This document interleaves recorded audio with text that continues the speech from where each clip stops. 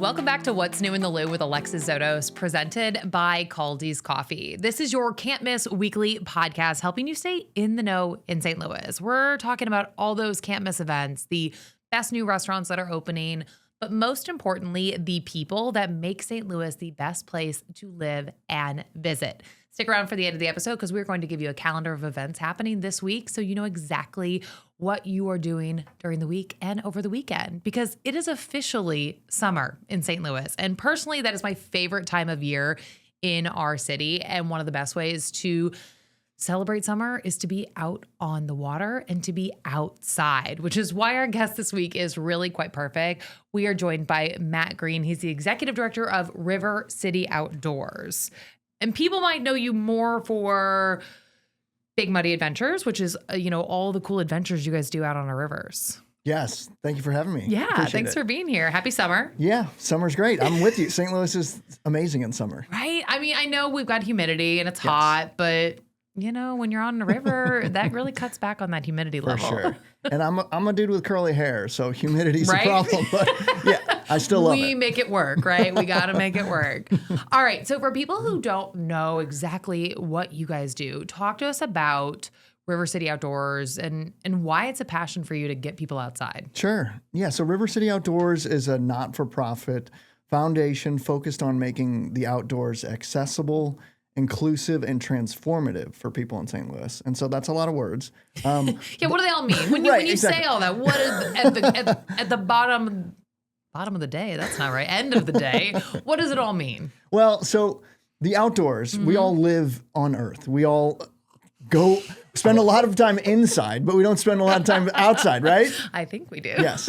We're in a beautiful studio right now, but we're inside. We right? are inside right now. And so, I think a lot of people enjoy the outdoors. A lot of people enjoy the benefits of being outdoors, and they don't even realize the benefits that they're receiving. The health benefits, mental acuity, the physical, benefits. And so we just basically want to get people to go back to the outdoors. Yeah. And as a region, we have a lot of cool things to do in the outdoors, whether with us or without us, but basically just focusing on getting people outside and doing things that they love, doing things that they may not even realize they love, and so helping them. So when I say accessible, accessibility is tough for the outdoors when we're talking about outdoor recreation. When I say outdoor recreation, we'll just do some vocabulary first. Let's do it. Outdoor recreation means a lot to lots of different people. Some people may think that outdoor recreation is just being outside, sitting on the porch.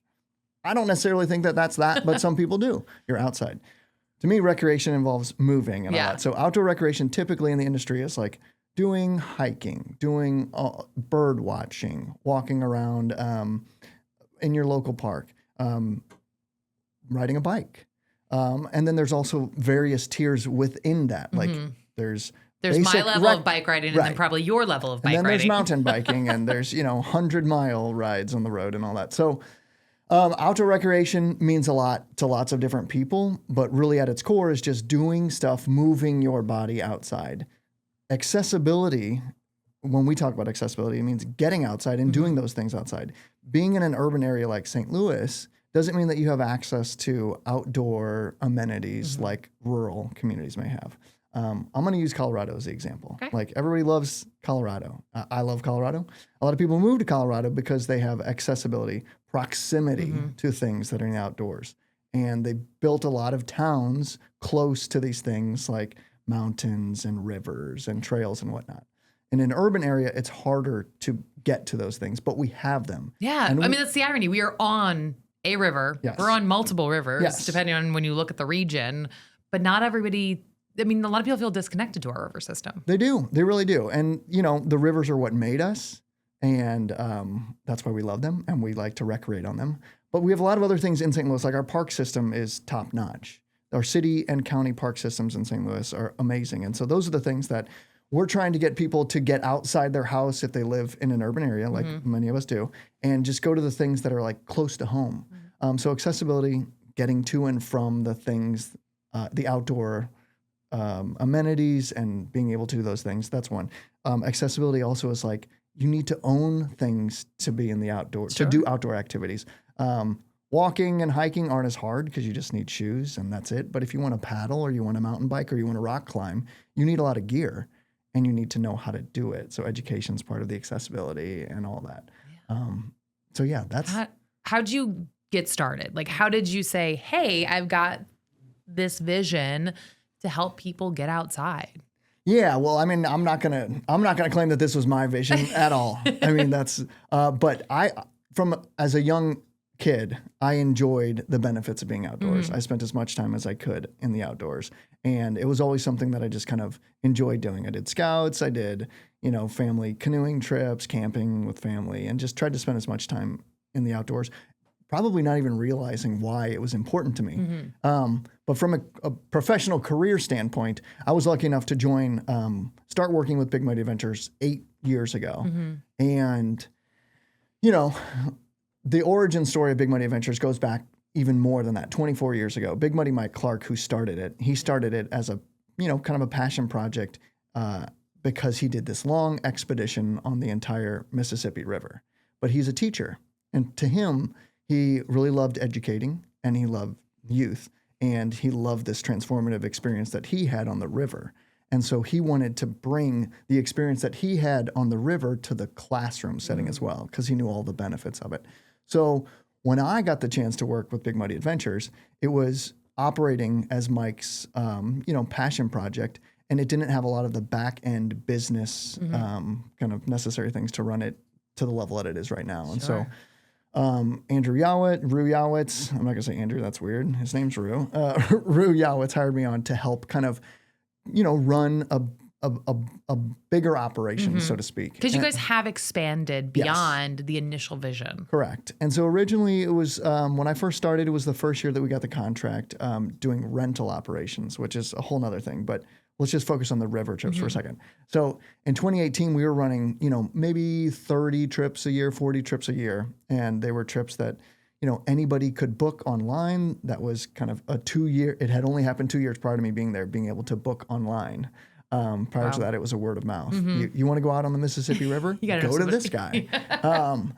And then it went and became a bookable thing on the website, and people would go out and we'd take day trips and we'd do dinner trips and whatnot.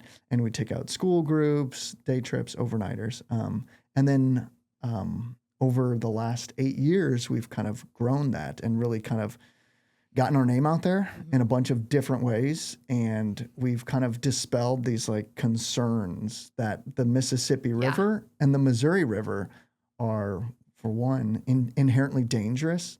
And two, that they're just so polluted that you can't be out there. And so through experience and through evangelization, I'll say, through lots and lots of repetitions, we've been able to show people that the Mississippi and Missouri rivers, two of our, really important geographical features in St. Louis, the things that are why we exist as a city are actually something that we shouldn't turn our backs on, that we should actually kind of embrace and actually get in. Yeah. And swim in. I mean, I grew up boating on the Missouri and the Mississippi. And so we've always, it's where I learned to water ski. It's where I learned, went tubing and things like that. But yeah, a lot of people in this region sort of think about the bigger lakes in the state.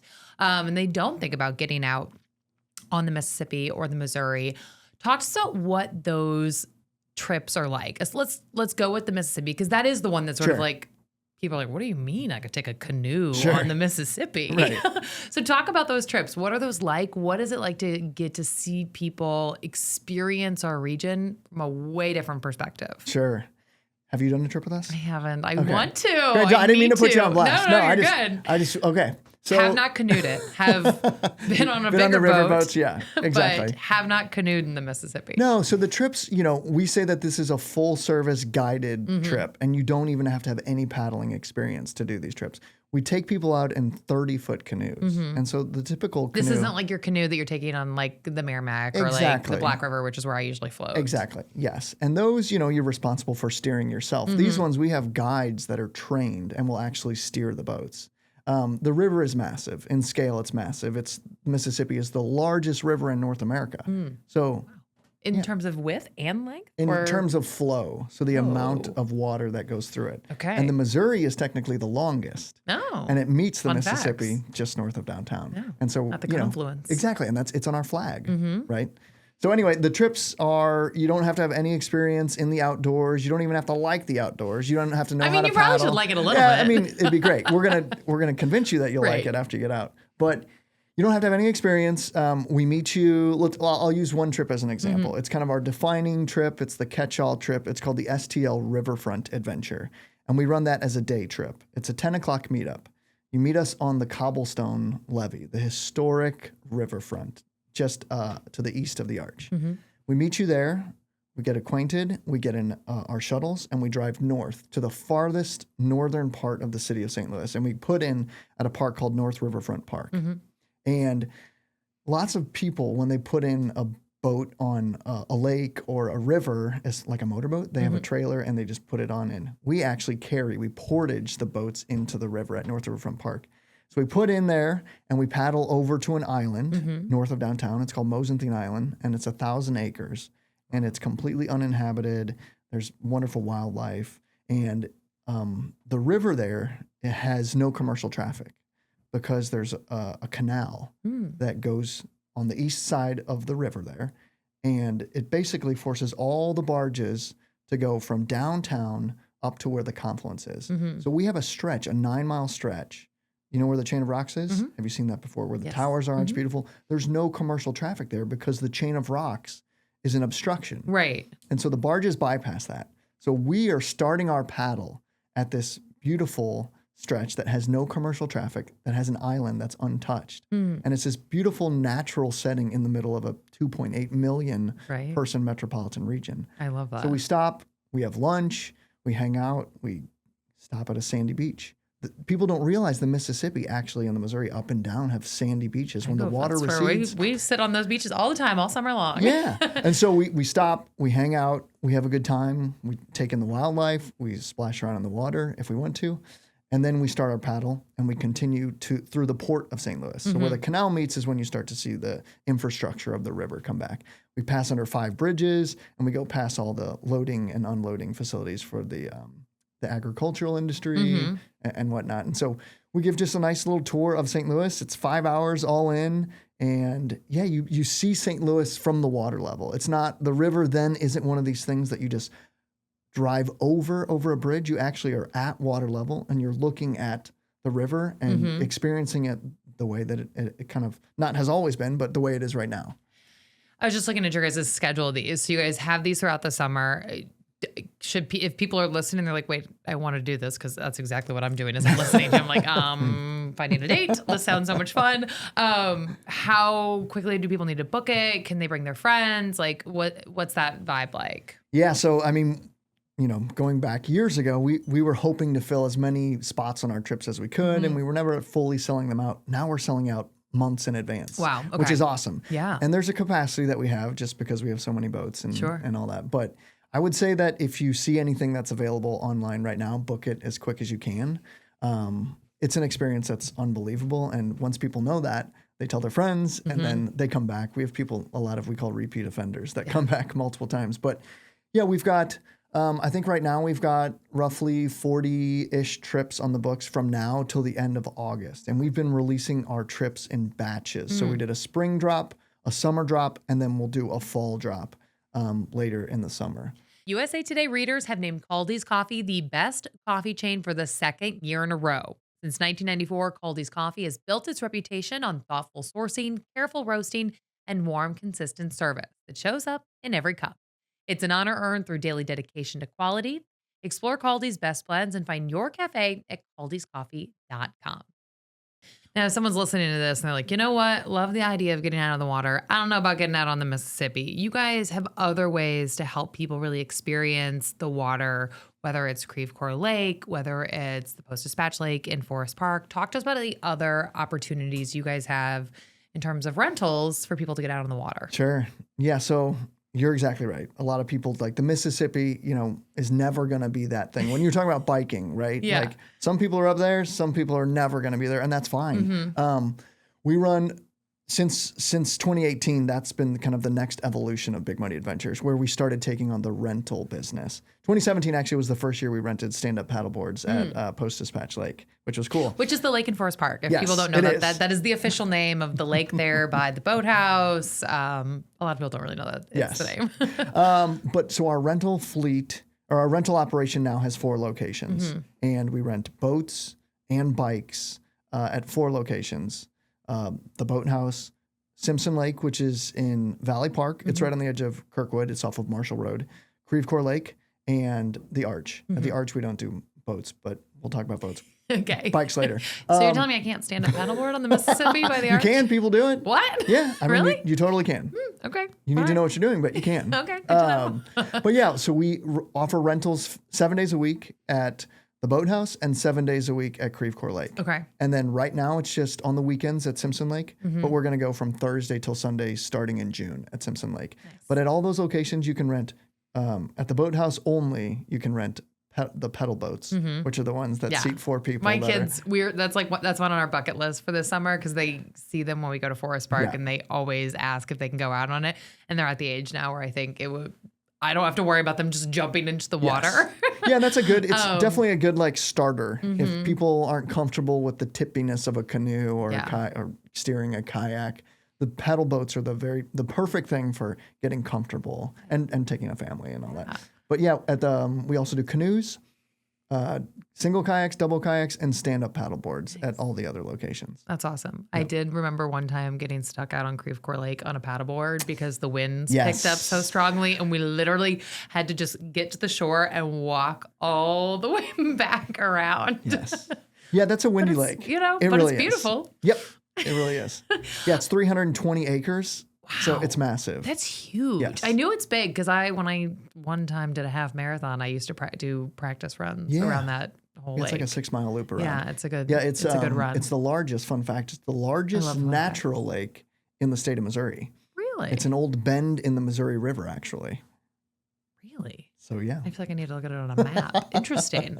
Huh. Okay. Okay. So in addition to the boat rentals, bike rentals, that's the other sort of like piece of what you guys do. Cause you also have Terrain Magazine. Yes. Which for people who don't know, what's the history there? So the magazine has been around 12 years now. And the magazine is kind of like an outside magazine, but just for the St. Louis region. And so, getting back to accessibility of the outdoors, a lot of people don't even know what's out there, what's available to do. They don't know what kind of events are happening, where their closest park is, and all that. And they just need also some tips. What kind of gear should I get and whatnot? The magazine has all of those things in it. So what kind of races are happening? What kind of fun runs are happening? Has interesting stories about people that are doing interesting things in the outdoors, and then gear reviews and whatnot. So the magazine is really just kind of this mouthpiece of there's fun things to do, read about it here, pass it along to your friends, and kind of creating a community of outdoor rec users. Do you think that there is this like uphill battle in some ways to get people to realize how much is in their backyard here in the St. Louis region? Maybe a little bit. Yeah, there's so many organizations that are doing things similar to what we do. There's, all of the run clubs out there. There's lots of bike shops that are doing great things. There's climbing gyms. There's, there's gear shops, not-for-profits focused on all of these things. We're by no means trying to do all of that stuff, but simply kind of direct people to all the different organizations that are doing great things, all the different businesses and companies that are doing fun excursions or offering something in the outdoors. So is it an uphill battle? I guess maybe a little bit, because I think we have this, we just don't think of ourselves as outdoorsy. Yes. Comparatively. I think, right. When you say like Colorado, people think Colorado, they think like that's an outdoorsy state, but Missouri has, we have so much here. From the rivers, from the trails, to the hiking, to the, I don't know if we have a mountain per se, but like Tomahawk, but there's so much to do outside. And I do think we don't always think about ourselves as this like outdoorsy region. Yeah. Maybe? Yes. I think that's just us in St. Louis as a whole. Yeah. We beat ourselves up. Right. On one hand, we know that we have the best urban park in the United States. Yep. But then we're griping about it as well. So yeah, it's a weird thing. We kind of sabotage ourselves. Yeah. Yeah, it's more kind of convincing ourselves. We are outdoorsy, like you said. We know it inherently, but it's this weird when you compare yourselves to other places. It's like we don't have it as good as them. Right. We do have a little chip on our shoulder sometimes. Exactly, but that's kind of the coolest thing about, like, I'll use the paddling on the rivers as an example. It's authentically St. Louis. Yeah. You cannot replicate this. You can't if you're going to go hike. If you're going to go hike in Colorado, you're not going to have hiking in Colorado in any other state than in Colorado.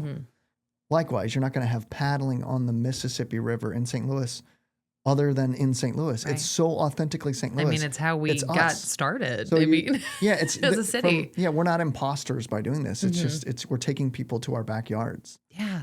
Okay, so let's talk biking as well, because you guys also rent bikes, which I think is amazing, because as somebody who like has a bike deep in my garage somewhere and doesn't really get out on it anymore, there are a lot of people who would love to get on a bike and they just are like, I don't have a bike, but you guys rent them. Yeah. Where can people rent your bikes? You can rent bikes at Forest Park, which has an amazing number of trails. It's like a 6-mile loop if you take the exterior loop around the park, but you can go to all the other institutions in the park on our bikes. And there's hilly trails, there's non-hilly trails, and we have great bikes that are perfect for, the novice. We've got bikes at Creve Coeur Lake. We have these quadricycles, which are like they're like the pedal boats of bikes. Okay. Where 2 adults sit in it, and then 2 kids can sit in the front. Oh, cute. And you can take it around, but it's a lot fun. of pedaling and not a lot of moving. You're not going so fast. But we have cruisers out there as well. And Creve Coeur, as you know, with running out there's a lot of trails out there. And then the Arch. This is last year we started. Was kind of our tester to start it, but right at the foot of the Arch, right along the riverfront trail right there, we have a bike stand with 12 bikes. Amazing. And there's a lot of trails in the national park. There's miles of trails in the national park people don't even realize. And then there's downtown. I did wander it the other day and I was like, you sometimes forget how big it is when you walk like one end, like the north to south part of the park. You do kind of forget how large the Arch grounds are when you're on foot. Yeah.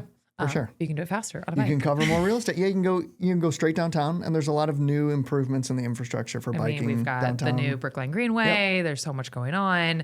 And this month we're at the tail end of it, but it's bike month. And so you guys are doing free bike rentals for just the last bit of May here. Yeah. That's exciting. It's National Bike Month. And so in a way to kind of give back to St. Louis, we wanted to let people experience downtown St. Louis on bike. And we've got 12 bikes, and it's a first come, first serve. First hour's free, second you have to pay, actually. Okay, there we go. Just so you don't take a bike out all day. Red line right there. Fine print. But yeah, I mean, we basically just want to get people active, and we want to get them downtown, and we want them to experience the river, the working riverfront, the graffiti wall, all the beautiful architecture we have downtown, the national park and whatnot. And so we're right there. What's a hidden, we've talked about a lot of different places that you can get outside already, but what are some hidden gems that you think that people, whether it's getting out on foot, out on the water, out on a bike, around the St. Louis region, that you think more people should know about? Oh, hidden gems. Accessible only via a trip with Big Muddy Adventures? Or let's do that. No, you have to. That's the red. There you go. That's how we do it. Yeah. What are some of those hidden gems that you can explore through Big Muddy Adventures? Oh, through us. Well, I mean, the islands, right? A lot of these islands on the Mississippi and Missouri rivers, they are teeming with wildlife. They've got birds, they've got fish, they've got beaver, coyotes, all sorts of animals that you wouldn't necessarily see on your daily. I don't know. I saw a beaver in Forest Park the other day. Okay, great. Well, there you go. Speaking of nature. My kids spotted it and they're like, what is that? I'm like, I think it's a beaver. And we have now been talking about this beaver for probably 2 weeks. And they're like, is it like the beaver in Zootopia? I said, yes. Let's go with that. It talks too. It talks like that. It says, hey, bub. Sorry, we're Zootopia fans. No, that's great. Same here. Keep going. The islands. There's lots of creatures. I mean, it's just cool. We don't think of ourselves. We have a trip called the Isles of St. Louis. And we call it that because people don't even know we have islands. There's actual islands. And we take people camping overnight on these islands. And so, these are kind of, you can go do this stuff on your own. Mm-hmm. The Missouri River is much more paddling friendly, so long as you know what to do. There's boat ramps up and down the river. There's more of a paddling on the Missouri River community than there's paddling on the Mississippi River. And that's simply a byproduct of the Mississippi River having all this industrial traffic, commercial traffic from the barge industry. But the Missouri River, the Mississippi River, you said you've been up in Alton. There's lots of islands up there. People take their motorboats out and they hang out. Yeah. And they have beach days. Yeah. In the summer, you have your beach poppin'. day in Like, St. it's Louis. popping out there. People don't even realize that. I go to the Merrimack a lot. Mm-hmm. When I do that, it's gravel bars, which are beautiful. I love them. It's great. But the Mississippi and Missouri, sandy beaches. It's totally different. It's not a gravel bar. So it's a different experience. The water's not crystal clear like our spring-fed rivers down south, but Well, you mentioned that you kind of grew up in the outdoors. If there are parents listening to this, as they're looking at their summer bucket list and they're like, you know what, I want to raise those kids that are less on their screens and they're more outdoors. What's your advice to families who really want to spend more time outdoors this summer? yeah, I mean, I would just say find the park closest to you and just spend time out there. Honestly, don't even worry about getting equipment or whatnot. Just go to where you're not going to have breakdowns from your kids. Go to a comfortable place and spend time outdoors. And if you can incorporate things that are going to excite them, whether it's bug identification or, leaves, artwork, birds, whatever it may be, get them interested in something in the outdoors. It doesn't, there's always this, you've got to find the thing that someone likes in order for them to want to continue doing it. And some people, it may be the physical movement that they like, but others, it may be the natural things, the growing things, the chirping things and all that. So just go to your park, find something that's going to keep your kid excited, and then build off of that. Don't try to mountain bike first. Get them to do a walk, then take the Strider bike, and then take something else.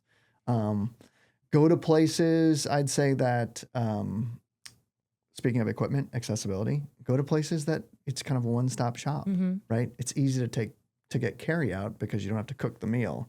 Let places like Boathouse and Creve Coeur, let us rent the gear for you so you don't have to pull the old boat that you have Somewhere in the depths of the garage. Let us handle it for you. It's real easy. We put you in the life jackets. You don't have to bring those. We give you the safety talk. We make sure that you have a good time on on a very short amount of time.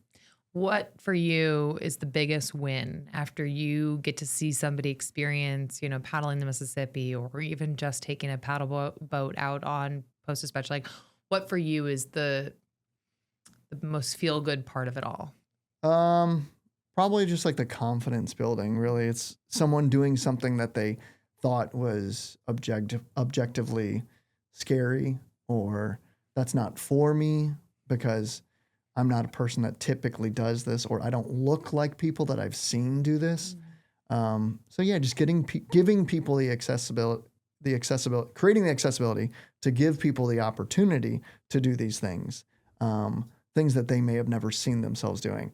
So from an accessibility standpoint, to go back to what we were talking about earlier, a lot of the things that we offer at the Boathouse and at Simpson Lake and in the future at the other locations are geared towards removing financial barriers to being in the outdoors. So we offer 100% free programming at the Boathouse on Wednesday nights if you're a senior citizen. It's called Golden Hour. So a lot of senior citizens, are on fixed incomes. Things are expensive. It's 100% free to go out to paddle, and it's kind of this paddle club community. And we do have one guide who's taking you around, but it's really just a way for us to get folks outdoors in nature, moving and doing something that they maybe have never done. And we don't want finances to be a barrier there. We offer tours, ecology tours via kayaks on Saturday mornings at the Boathouse and Sunday mornings at Simpson Lake for $5. Our typical kayak for an hour is $15. But we're offering a 90-minute tour for $5. So it's a $10 discount to do a 90-minute tour with guides because we want people to experience the outdoors. We want them to learn about the outdoors, care about the outdoors. We also are doing one other free thing that I'm forgetting about now. But, stand-up paddle, not free, stand-up paddleboard yoga. Have you ever done that? Love, yes. I'm terrible at it. I mostly then just have to sit there because... Right. I've actually never done it either. It's really fun. But I know it's hard. And when I say I have done it, it has been a few years since I've done it. But yes. But we offer that for $5 as well. So if you want to come do something physical, maybe you've never tried it before, you don't have to spend a bunch of money to do it. You can fall off your board and you can get wet and you can come back the next time or not. But $5 to come out and do that. So this is all kind of part of the bigger mission of our foundation, which is to get people in the outdoors, folks that don't necessarily have the equipment or the financials to do it, and get them to build confidence and have fun in the outdoors and view St. Louis as a more outdoorsy town. All right. In the description of this week's episode, you are going to find a link for how you can schedule one of these big muddy adventure tours. But let's dive into what's happening in St. Louis this week, May 25th through the 31st. First off, the Whitaker Music Festival at Missouri Botanical Gardens kicks off its season this week, Wednesday, May 27th. Wednesday, May 27th is also opening night of Shakespeare in the Park, presenting the Tempest. If you haven't listened to our episode with Shakespeare in the Park, go back and listen to that. Friday night, May 29th, is the post-game concert at Busch Stadium. Jordan Davis will be playing in concert after the Cardinals take on the Cubs. Friday, May 29th is Flora Flights at Shaw Nature Reserve. And May 30th at the St. Louis Symphony, they are putting on a show of the Route 66 Rewind. If you've got an event that you think should be included in our calendar, let us know. You can find us on social media at What's New in the Loop Podcast on Facebook and on Instagram. Thanks, as always, for listening.